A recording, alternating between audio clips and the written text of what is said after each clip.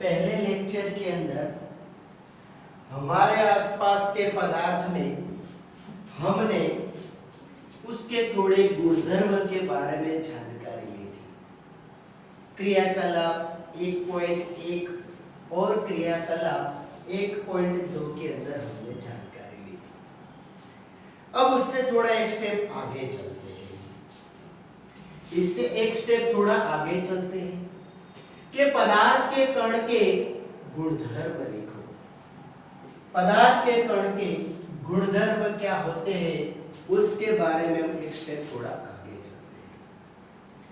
क्रियाकलाप 1.3 के अंदर बताया गया है कि आप क्लास में अगरबत्ती ले लो, बिना जलाए हुए बच्चे को सुगंध लेने का बोलो, बाद में अगरबत्ती को जलाए।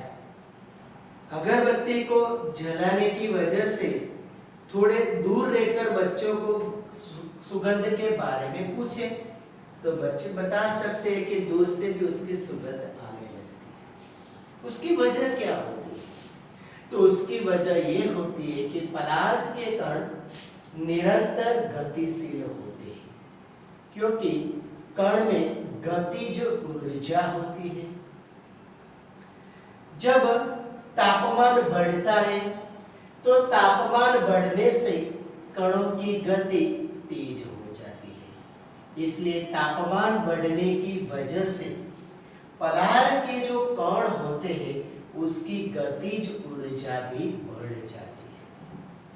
क्रियाकलाप 1.4 के अंदर हमें बताया गया है कि एक गिलास लेना है, 2 गिलास लेकर दोनों के अंदर एक समान पानी भर दे, हालांकि गिलास कांच के नहीं। इसके एक के अंदर रंगीन स्याही की 2 बूंद डाले, लाल या तो फिर हरी, जैसी भी स्याही आपके पास मौजूद हो। दूसरे गिलास के अंदर हमें क्या डाला है? थोड़ा सा शहद। थोड़ी देर उसे रहने दें, बाद में देखें आप क्या होता है। तो देखते हैं कि जो स्याही की बूंद होती है वो गिलास के अंदर जल्द बिखर जाती है और शहद की बूंद को बिखरने में थोड़ा समय लग जाता है।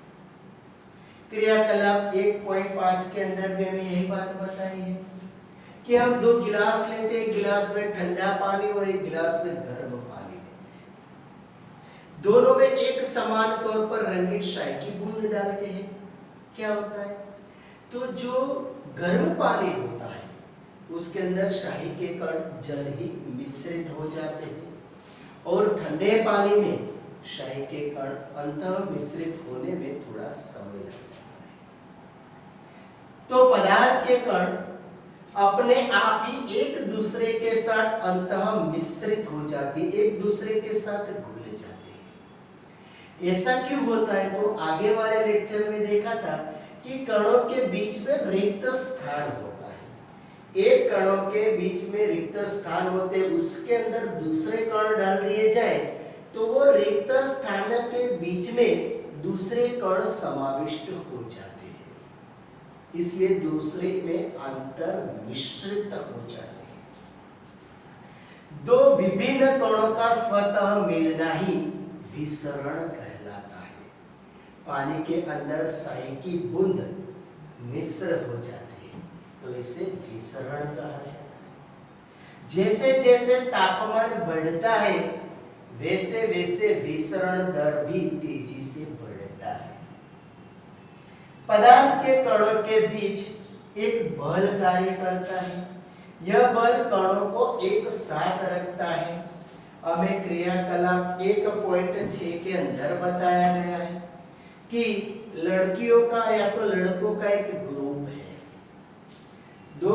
एक लड़के का ग्रुप में हाथ दूसरे लड़के के कमर में लगा हुआ है, दूसरे का तीसरे का चौथे, ऐसे एक ग्रुप है। दूसरे ग्रुप में हाथ यहाँ पर कोहनी से एक दूसरे के साथ जुड़ा हुआ है। तीसरे ग्रुप में हाथ एक दूसरे के साथ पकड़ के जुड़ा है और चौथे ग्रुप में उंगली एक दूसरे के स्पर्श करके रखे। से 4 ग्रुप है। तो आप जान सकते हैं कि कौन से ग्रुप में एक दूसरे के साथ जकड़ने की क्षमता ज्यादा होगी? तो पहले ग्रुप में कमर में हाथ लगाए बल ज्यादा रहेगा। ठीक उसी तरह होता है कि पदार्थ के कणों के बीच एक बल कार्य करता है। यह बल कणों को एक साथ रखता है। इस आकर्षण बल का सामर्थ्य प्रत्येक पदार्थ में अलग-अलग होता है। चारों चार ग्रुप में आकर्षण बल का सामर्थ्य कैसा होगा? अलग। पदार्थ की भौतिक अवस्था के आधार पर हम पदार्थ को तीन अवस्था में बांट देते हैं: ठोस अवस्था, द्रव अवस्था और गैसीय अवस्था, वायुमंडल। देख सकते हैं कि ठोस अवस्था में कण एक दूसरे के नजदीक है, आकर्षण बल ज्यादा है। यहाँ पर कण थोड़े से दूर है, बीच में जगह है। और गैसीय अवस्था में कण एक दूसरे के ज्यादा दूर है, यानी कि यहाँ पर आकर्षण बल ज्यादा या इससे थोड़ा कम, और यहाँ बहुत ही कम होता है कि नहीं? चित्र से स्पष्ट हो जाता है। हालांकि ये चित्र आपकी समझ के लिए बताया गया है, किताब में नहीं। तो अभी तीनों अवस्था के गुणधर्म क्या होते, तो पहले ठोस की बात करते हैं। तो ठोस अवस्था के पदार्थ एक निश्चित आकार, स्पष्ट सीमाएं तथा स्थिर आयतन यानी नगण्य संपीड़न होता है। हालांकि मैं एक ठोस पदार्थ ले लेता हूं, ये डस्टर है, आप सब जानते हैं।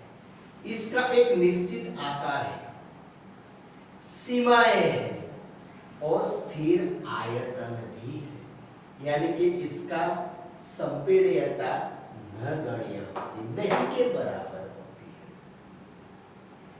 बाह्य बल लगाते हैं, इसके ऊपर मैं बाह्य बल लगाता हूं, दबाव बढ़ाता हूं, प्रेशर करता हूं, कुछ भी करता हूं, लेकिन ये ठोस पदार्थ अपना आकार बनाए रखते हैं।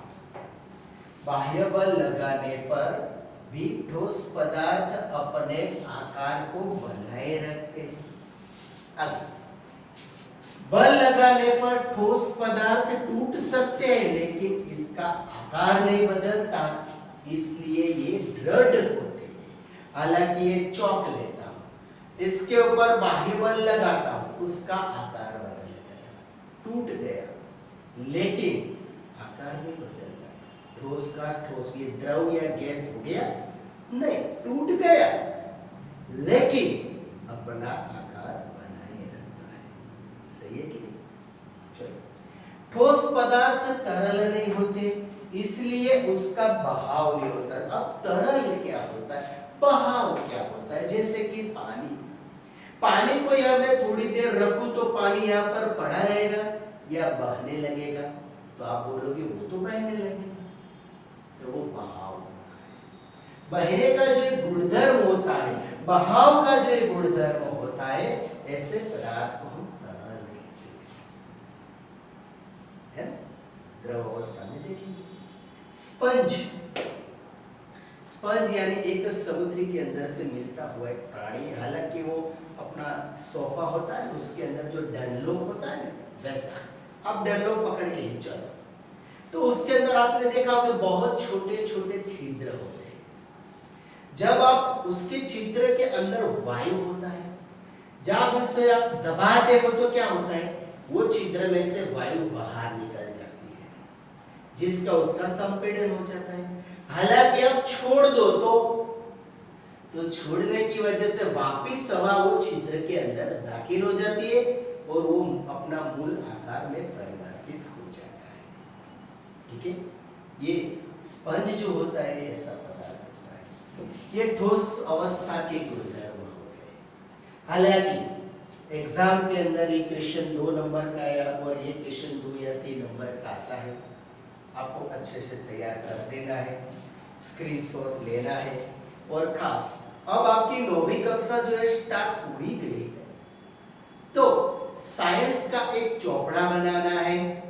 चौपड़े के अंदर क्वेश्चन आंसर क्रम के अनुसार, हालांकि आज मैंने 2 क्वेश्चन समझाए, तो चौपड़े के अंदर आपको 2 क्वेश्चन लिख देना है, तैयार कर देना है। और जब अगला लेक्चर हमारा आए तो वो हमारा जो आगे वाले लेक्चर का जो प्रश्न 2 है वो तैयार हो जाने चाहिए। ठीक है, तो ही हमारा पढ़ना आगे चलेगा ना, है कि नहीं? तो धीरे धीरे थोड़ी सी तैयारी करते करते हम आगे जाएंगे, है कि नहीं? अगर आपको हमारा ये वीडियो अच्छा लगा है तो लाइक कीजिएगा, सब्सक्राइब कीजिएगा। Seth R K. Agarwal Hindi high school Adinath Nagar ओढ़ो की ओर से आप सबको मेरा प्रणाम। Thank you. अब आप इसका स्क्रीनशॉट ले लीजिए ताकि होमवर्क करने में आपको सरलता हो जाए, और होमवर्क हो जाए तो उसका एक फोटो खींच के हमें व्हाट्सएप पर डाल दीजिए ताकि हम भी देख सके आपने कितना वर्क किया और कितना बाकी रहा, ताकि इसी तरह से हम आगे चलते जाए। ठीक है ना?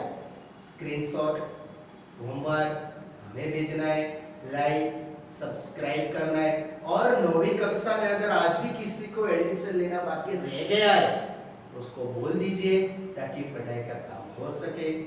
थैंक यू दोस्तों, स्क्रीनशॉट ले लीजिए।